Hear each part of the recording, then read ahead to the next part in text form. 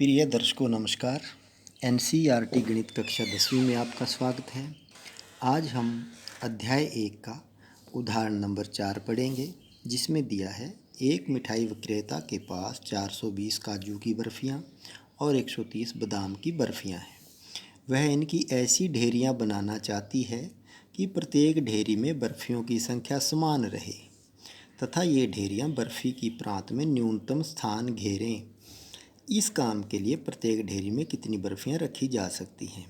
अब इस क्वेश्चन को देखने से हमारे को पता चलता है कि हम उसकी बर्फियाँ समान रहें और उसकी ढेरियाँ बनानी है और वो न्यूनतम स्थान घेरें। तो जब न्यूनतम स्थान घेरने की बात आती है तो बर्फियाँ हमने बराबर मात्रा में रखनी है। तो हमारे पास दो संख्याएँ हैं, एक 420 और एक 130।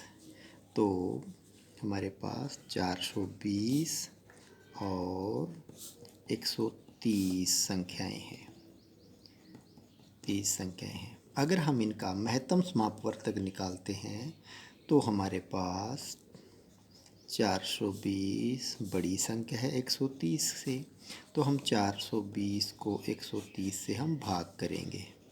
130 से भाग करने पे ये 3 पे जाएगा और ये आ जाएगा 390 आ जाएगा और ये बचेगा मेरे पास 30। तो 30 से फिर मैं 130 को करेंगे, 130 ये 4 पे चला जाएगा 120 और यहाँ बचेगा 10। तो अब हम क्या करेंगे, अब यूक्लिड विभाजन प्रमेयिका से 420 is equal to b q 130 into Q3 plus r remainder 30। तो इसको हम लिख रहे हैं 30 इज़ नॉट इक्वल टू 0। फिर आगे हमने किया 130 को हमने बीच में लाए और 30 हमारे पास एक भाजक हो गया और 130 भाज्य संख्या होगी।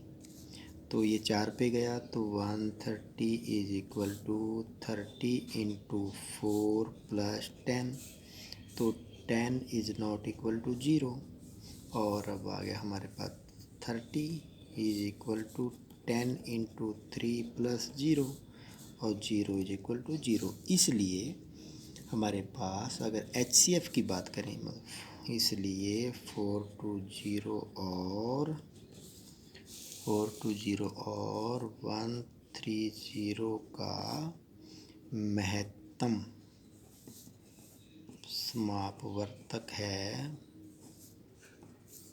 10। तो हम कह सकते हैं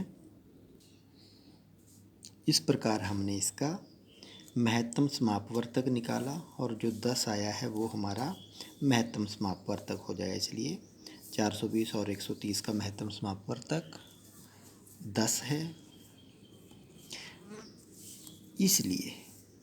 इसलिए प्रत्येक ढेरी में बर्फियों की संख्या 10 होगी। Thank you for watching.